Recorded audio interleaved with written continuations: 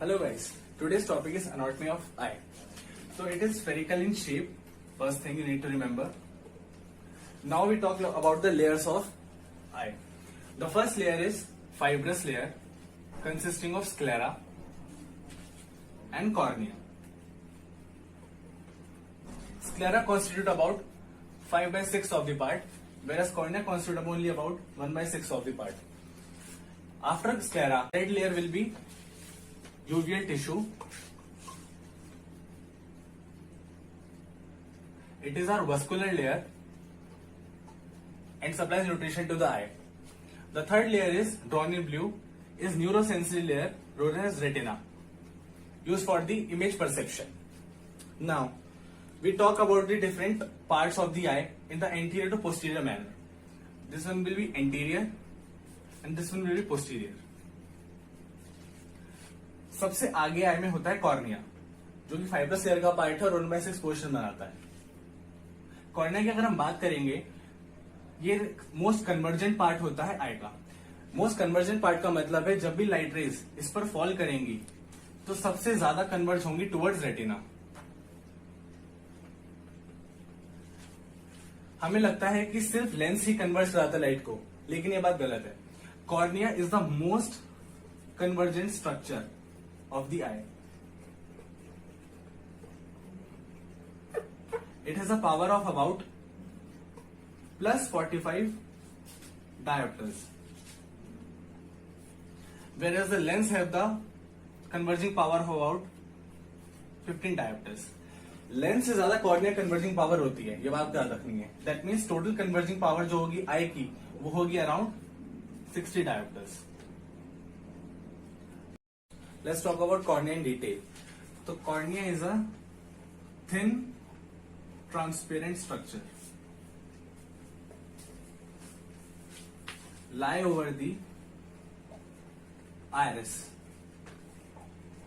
Normally हम जब भी किसी की आंख दिखते तो we see different colors, maybe brown, green, or some like people have blue also. That's because the cornea is very transparent. So cornea has 6 different layers. Number 1 is epithelium.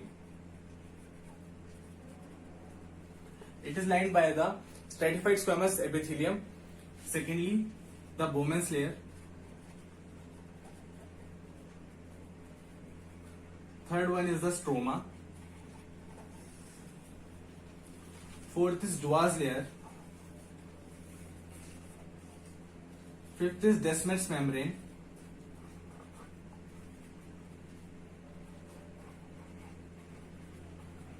I'm sorry for my writing, guys. Last one is endothelium.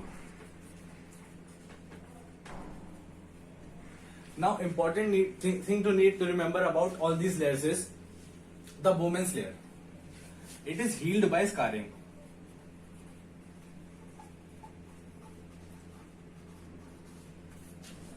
Scarring का क्या मतलब है?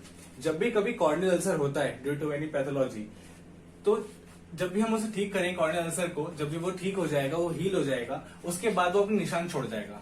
उस निशान की वजह से corneal opacity create हो जाएगी. कॉर्नियल ओपेसिटी क्रिएट होने का मतलब सिंपल सा ये है कि पेशेंट का जो विजन होगा वो डिमिनिश हो जाएगा, मतलब लॉस ऑफ विजन दिखेगा पेशेंट में. Now Dua's layer. Dua's layer important इसलिए है क्योंकि इसको हम बोलते हैं प्री डेस्मेट्स मेम्ब्रेन, क्योंकि डेस्मेट्स मेम्ब्रेन के पहले आती है. Secondly, it is discovered by the Indian scientist.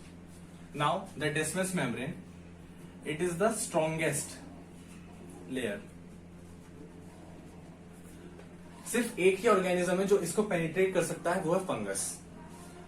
सो ये छोटे छोटे पॉइंट्स आपको इन लेयर्स के बारे में याद रखने जरूरी हैं. नेक्स्ट हम बात करें केराटोकोनस के बारे में.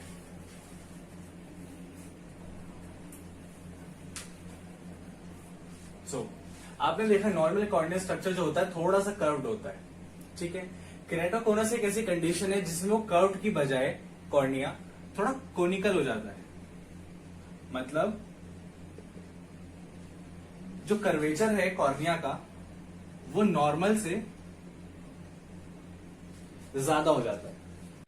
अब अगर लाइट सोर्स यहां पर इस पर रेस फेंकेगा कॉर्निया के ऊपर, अगर रेस पहले रेटिना पर गिर रही थी जो कि नॉर्मल कंडीशंस में होता है, तो केराटोकोनस की वजह से या फिर एक्सेसिव कर्वेचर की वजह से रिफ्रैक्टिव पावर बढ़ जाएगा कॉर्निया का।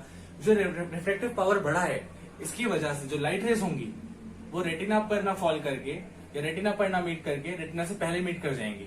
और जब भी कभी रेज रेटिना से पहले मीट कर जाती हैं तो इस कंडीशन को हम बोलते हैं मायोपिया।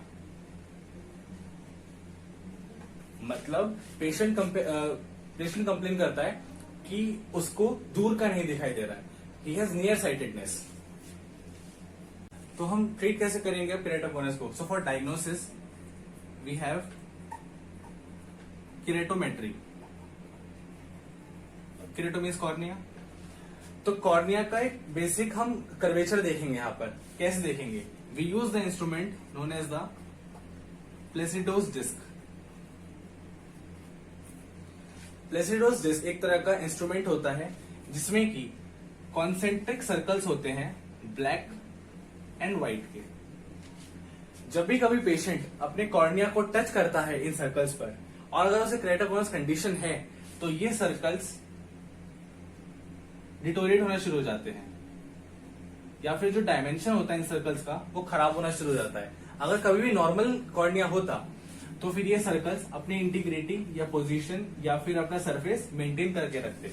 लेकिन अभी केराटोकोनस है तो आगे निकला हुआ कॉर्निया जो कॉनिकल हो चुका है वो इन सर्कल्स को खराब कर देता है। सो इसकी वजह से हमें पता चल जाता है कि कॉर्निया ज्यादा बल्ज्ड आउट है या कॉनिकल है या केराटोकोनस कंडीशन है। इसके ट्रीटमेंट के लिए हम करते हैं केराटोप्लास्टी।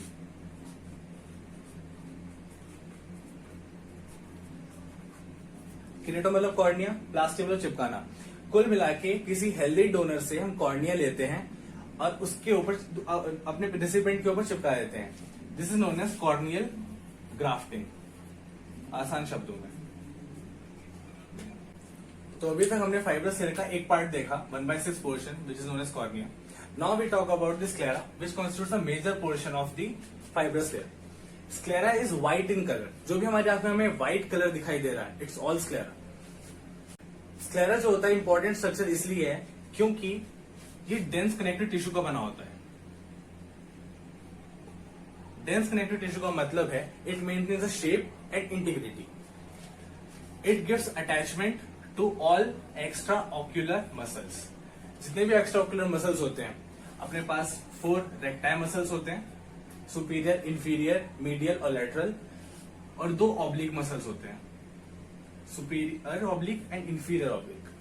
तो इन सब का अटैचमेंट स्क्लेरा देती है। That's why it's very important layer. Now we come down to the second layer which is a vascular layer known as a uveal tissue. Uveal tissue और uvea is a grape like structure, अंगूर के जैसा होता है। 3 तरह के tissues में present होते हैं, आयरिस, सिलियरी बॉडी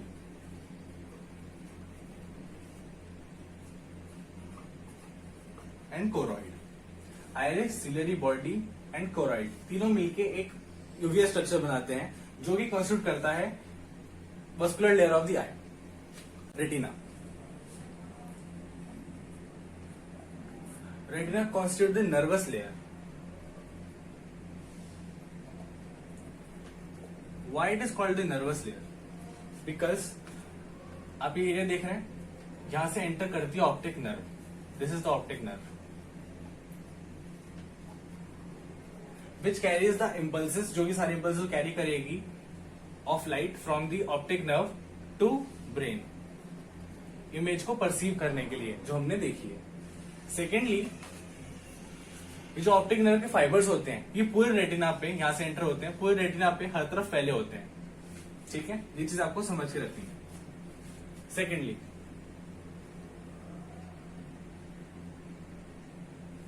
रेटिना की हम बात करें तो इट इज ट्रांसपेरेंट।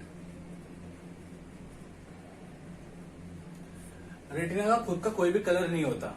जब भी कभी हम फंडोस्कोपिक एग्जामिनेशन करते हैं, फंडोस्कोपिक एग्जामिनेशन का मतलब है फंडस को देखना। अब फंडस क्या होता है? फंडस मतलब जब भी कभी हम डायरेक्ट ऑप्थेल्मोस्कोप से देखते हैं, we have instrument known as direct ophthalmoscope. जब भी हम ऑप्थेल्मोस्कोप से देखेंगे तो प्यूपिल के पीछे, मतलब लेंस के पीछे का सारा एरिया जो होगा वो रेड कलर का दिखाई देगा। ये जो रेड एरिया रहता है जिसके थ्रू हम रेटिना को देख रहे हैं, इस चीज को बोलते हैं फंडोस्कोपिक एग्जामिनेशन, और इस एरिया को बोलते हैं फंडस। लेकिन अब ट्रांसपेरेंट है रेटिना, तो हमें रेड क्यों दिखाई दे रही है? क्योंकि उसके पीछे पूरी तरह की वस्कुलर लेयर है जिसे बोलते हैं कोरोइड। बेसिकली हमें कोरोइड दिख रहा होता है थ्रू रेटिना। हम कोई भी रेटिनल पैथोलॉजी होती है तो उसको हम देख सकते हैं थ्रू फंडोस्कोपिक एग्जामिनेशन, जैसे कि मैक्युलर एडिमा हो गया, डिस्क की कपिंग हो गई। डिस्क कपिंग मतलब होता है ऑप्टिक डिस्क, जहां से ऑप्टिक नर्व एंटर कर रही है, अगर उसकी कपिंग हो जाए मतलब उसमें एडिमा जनरेट हो जाए in case of the glaucoma, तो इस तरह की पैथोलॉजी हम फंडोस्कोपिक एग्जामिनेशन से देख सकते हैं। नॉर्मल फंडस कुछ ऐसे दिखाई देता है।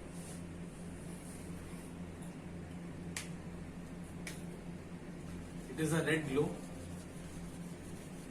रेड ग्लो मतलब हमें कोरोइड दिखाई दे रहा है रेटिना के पीछे। दो इंपॉर्टेंट स्ट्रक्चर हम देख सकते हैं रेटिना में, विच इज ऑप्टिक डिस्क, और उसी के 3 to 4 मिलीमीटर बाजू में हम देख सकते हैं macula. Macula is a point of the maximum sensitivity of the light. कुल मिला के सारी जो लाइट रेज होती हैं यहां पर ही आके मिलती हैं और हमें इमेज परसीव होती है। मैक्यूला के सेंटर में एक एरिया होता है जिसे हम बोलते हैं फोविया, और फोविया के सेंटर में एक और एरिया होता है जिसे बोलते हैं foveola. Now it is a optic disc, यहां से एंटर हुआ कौन? Optic nerve. लेकिन आप यहां बोल सकते हो यहाँ पे रेटिना तो डेफिशिएंट है, पूरी तरह तो नहीं बन पा रही है। अब यहां बोल सकते हो कि रेटिना तो डेफिशिएंट है, ठीक है। तो जहां पर ये रेटिना डेफिशिएंट है ये एरिया बनाता है क्या? Blind spot. क्योंकि यहाँ पे रेटिना डेफिशिएंट है, यहां से कोई इमेज नहीं परसीव होती। ये ब्लाइंड स्पॉट हमें अपनी विजुअल फील्ड में दिखाई देता है। और विजुअल फील्ड का क्या मतलब है?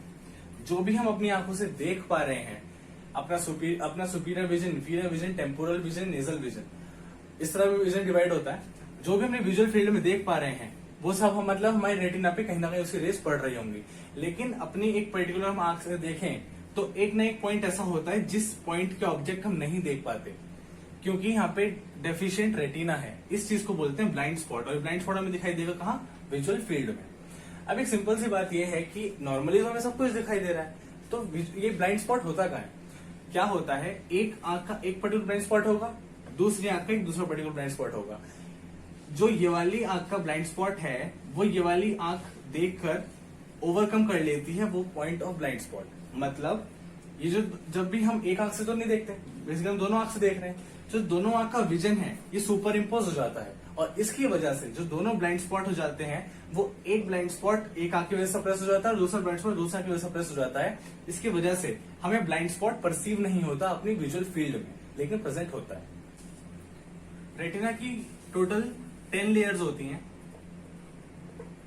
अभी के लिए आपको नाम याद रखने की जरूरत नहीं है, आप सिंपल से याद रखिए पिगमेंटेड एपिथेलियम और न्यूरोसेंसरी एपिथेलियम।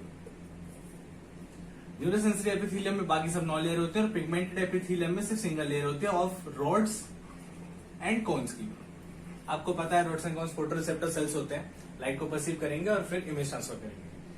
जो न्यूरोसेंसरी एपिथेलियम होती है और जो पिगमेंटेड एपिथेलियम है, अगर इसके बीच में टियर आ जाए या गैप आ जाए या फिर ये दोनों एक दूसरे से डिटैच हो जाए, इस कंडीशन को बोलते हैं रेटिनल डिटैचमेंट।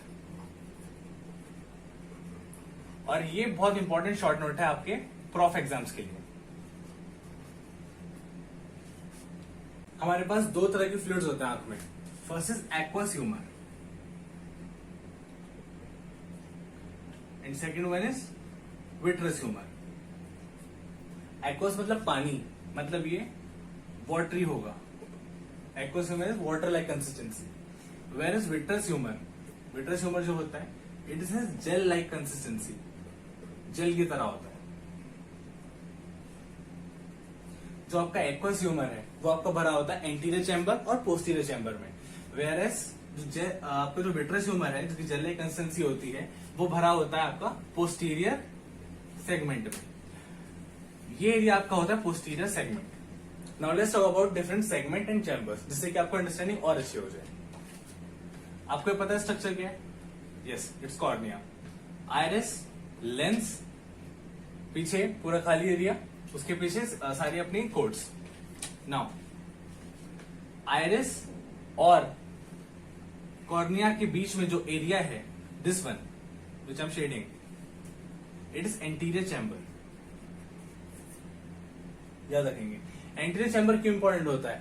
मैंने आपको पहले हाइफीमा के बारे में बताया था। जब भी कभी ब्लड कलेक्ट होता है एंटीरियर चैम्बर में, तो उस कंडीशन को बोलते हैं हम हाइफीमा।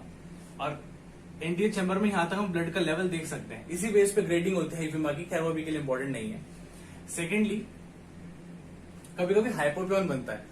जब भी कभी बैक्टीरियल कॉर्नियल अल्सर होता है, या फिर माइकोटिक कॉर्नियल अल्सर होता है, या फिर फंगल कॉर्नियल अल्सर होता है, तो यहाँ पर भी बस एक्सुडेट्स यहाँ पर कलेक्ट हो जाते हैं एंटीरियर चैम्बर में।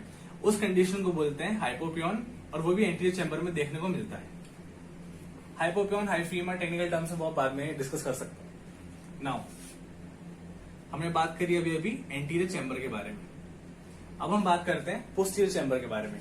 ये गैप दिखाई दे रहा है आयरिस और लेंस के बीच में, this one, it is posterior chamber. यहां पे भी क्या भरा हुआ है, एक्वस ह्यूमर। एक्वस ह्यूमर हमारा एंटीरियर चैम्बर में भरा हुआ है और पोस्टीरियर चैम्बर में भरा हुआ है। ये बात हमें याद रखनी है, ठीक है। लेंस के आगे एंटीरियर चैम्बर और पोस्टीरियर चैम्बर दोनों है। एक चीज होती है एंटीरियर सेगमेंट और पोस्टीरियर सेगमेंट।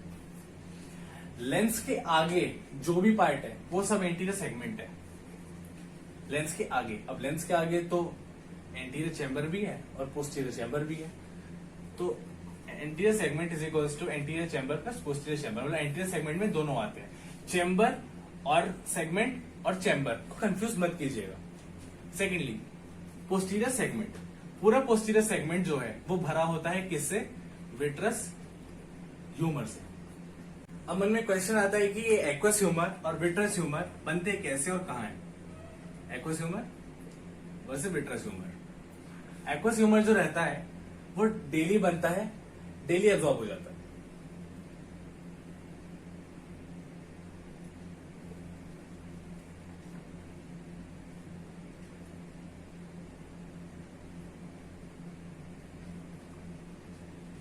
और जो विट्रस ह्यूमर रहता है, it is present since birth. एक बार बन गया तो बन गया, अगर लॉस हो गया तो वो लॉस हो गया, दोबारा नहीं बनता है। सेकेंडली, आपको पता है एक्वस है तो वाटर लाइक कंसिस्टेंसी होगी, जबकि इसकी जेल लाइक कंसिस्टेंसी होगी, ठीक है। ये बात याद रखनी। नाउ एक्वस ह्यूमर के बारे में थोड़ा डिटेल में पढ़ते हैं। एक्वस ह्यूमर, एक्वस ह्यूमर जो हमारा बनता है वो बनता कहाँ है, non pigmented epithelium of pars plicata. You remember pars plicata? Pars plicata is a part of the ciliary body. जो पार्स प्लाइकेटा की नॉन पिगमेंटेड एपिथेलियम है, वहां से एक्वस ह्यूमर रिलीज होता है, ठीक है। तो एक्वस ह्यूमर यहां से कहीं से रिलीज होता होगा, रिलीज होकर सबसे पहले कहां आया, पोस्टीरियर चैम्बर में। पोस्टीरियर चैम्बर से एक्वस ह्यूमर निकलता है, प्यूपिल के थ्रू आता है कहां पे, एंटीरियर चैम्बर में। प्यूपिल के थ्रू आता है किसमें, एंटीरियर चैम्बर में। अब एंटीरियर चैम्बर में आ गया, एंटीरियर चैम्बर में आने के बाद आइरिस और कॉर्निया के बीच में जो एंगल है वहां पर प्रेजेंट होता है क्या, ट्रेबेकुलर मैशवर्क। ट्रेबेकुलर मैशवर्क जो होता है एक्वस ह्यूमर की ड्रेनेज में हेल्प करता है। ये एक ग्लाउकोमा का बहुत इंपॉर्टेंट कॉन्सेप्ट है, अगर आप अभी नहीं जानना चाहते दैट्स फाइन, लेकिन ट्रेबेकुलर मैशवर्क के थ्रू वो वापस से एब्जॉर्ब होता है। मैशवर्क मतलब जाली, यहाँ पर एक्वस ह्यूमर आता है और यहाँ से एक तरीके से जाली में छन्नी में से छनता है कुछ भी, तो सिमिलरली यहाँ पर एक्वस ह्यूमर एब्जॉर्ब हो जाए किसमें, एपीस्क्लेरल वेन्स में। So this is the flow of the aqueous humour. Last but not the least, we need to talk about the crystalline lens.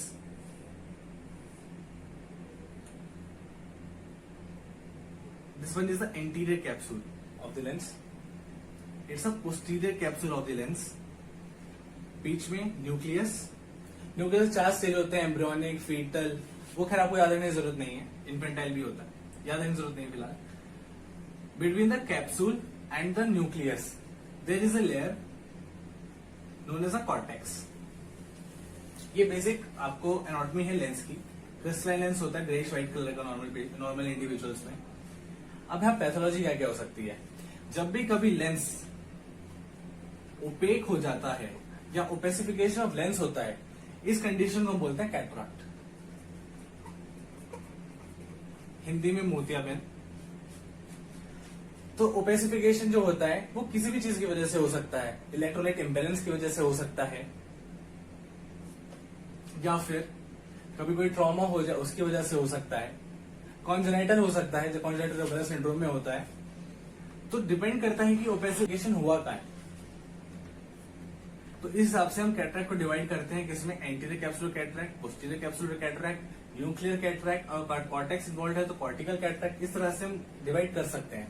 Lens का बेसिकली एक काम है एकोमोडेशन, कि अपना जो लाइट रेज है वो सही से रेटिना पे फोकस हो जाए, ये आपको याद रखना है। आइरिस का काम है, जैसा आपको पता है कि आंख में कितनी आइरिस का बेसिकली आपको काम आपको पता है कि हमारी पर्टिकुलर आंख में कितनी लाइट एंटर कर रही है। अगर ये ज्यादा है, प्यूपिल का साइज बड़ा है, तो फिर लाइट ज्यादा एंटर करेगी, प्यूपिल का साइज छोटा तो लाइट कम एंटर करेगी। ये तो बेसिक कंसेप्ट है। नाउ हम सबको समराइज कर लेते हैं चीजों को जो हमने पढ़ा है अभी तक। एंटीरियर से पोस्टीरियर डायरेक्शन की तरफ जा रहे हैं। सबसे पहले हमारे पास आ रहा है कॉर्निया। कॉर्निया के बारे में हमने पढ़ा, इसमें 6 डिफरेंट लेयर्स होती हैं।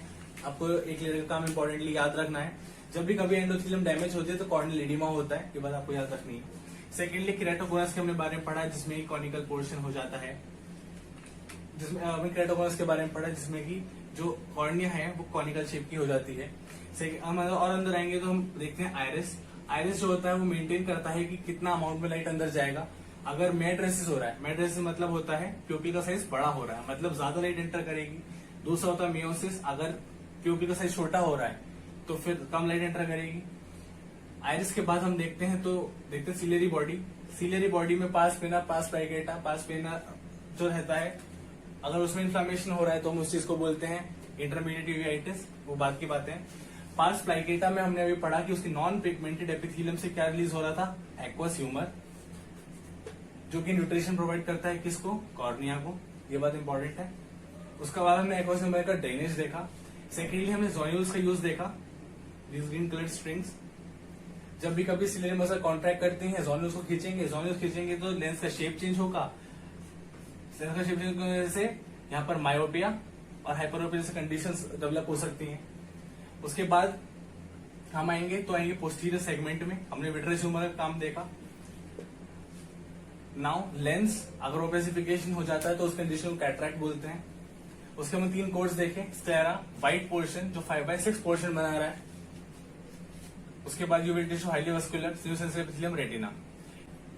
कॉर्निया और स्क्लेरा के जंक्शन पे, जहां पे कॉर्निया और स्क्लेरा मिल रहा है, इस पॉइंट और इस पॉइंट पे, और हम सामने से देखेंगे तो पूरा सर्कुलर एरिया, इस एरिया को बोलते हैं लिम्बस। इस एरिया की इंपॉर्टेंस क्या है, यहां पर होते हैं लिम्बल स्टेम सेल्स। जब भी कभी केमिकल इंजरी होती है किसी पर्टिकुलर आई को, तो वो वहां पर जो स्टेम सेल्स होते हैं वो खराब हो जाते हैं। तो इसकी वजह से सेल्स होते हैं, उन्हें यूज करके या उनसे एज अ ग्राफ्ट यूज करके जो भी टोडिपोटेंट सेल्स होते हैं वो डेवलप हो जाते हैं उस पर्टिकुलर स्ट्रक्चर में। तो इस तरह से हम बाजू वाली आंख से स्टेम सेल्स लेके उस कंडीशन को ट्रीट कर सकते हैं।